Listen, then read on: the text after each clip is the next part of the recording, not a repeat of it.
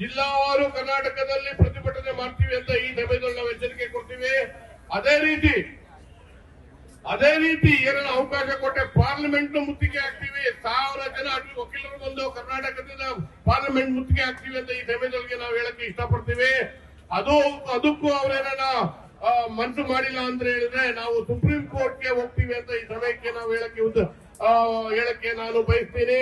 ಅದೇ ರೀತಿ ಈ ಅನ್ಯಾಯವನ್ನು ನಾವು ಖಂಡಿಸಿ ನಮ್ಮ ಮಾನ್ಯ ಪ್ರೆಸಿಡೆಂಟ್ ಆಫ್ ಇಂಡಿಯಾ ಅವರಿಗೆ ಮೆಮೊರಂಡಮ್ ಕೊಟ್ಟಿದ್ದೀವಿ. ಹಾಗೆ ಫೈನಾನ್ಸ್ ಮಿನಿಸ್ಟರ್ಗೂ ನಾವು ಮೆಮೊರಂಡಮ್ ಕೊಟ್ಟಿದ್ದೀವಿ.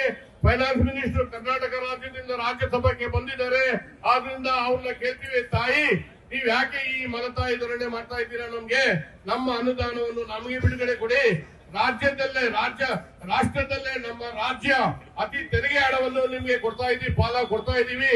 ನೀವು ನಮ್ಗೆ ಕೇವಲ ರೂಪಾಯಿಗೆ 11 ಪೈಸೆ ವಾಪಸ್ ಕೊಡ್ತಾ ಇದ್ದೀರಾ. ಅದನ್ನು ತಾರತಮ್ಯ ನೋಡ್ತಾ ಇದ್ದೀರಾ.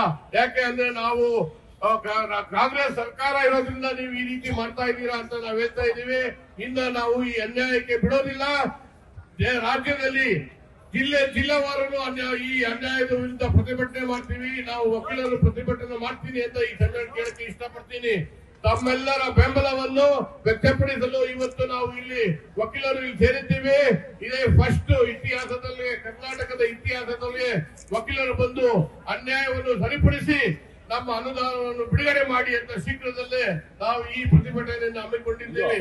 ದಯವಿಟ್ಟು ಇದನ್ನು ನೀವು ಗಂಭೀರವಾಗಿ ಪರಿಗಣಿಸಬೇಕೆಂದು ಕೇಳ್ತೀನಿ.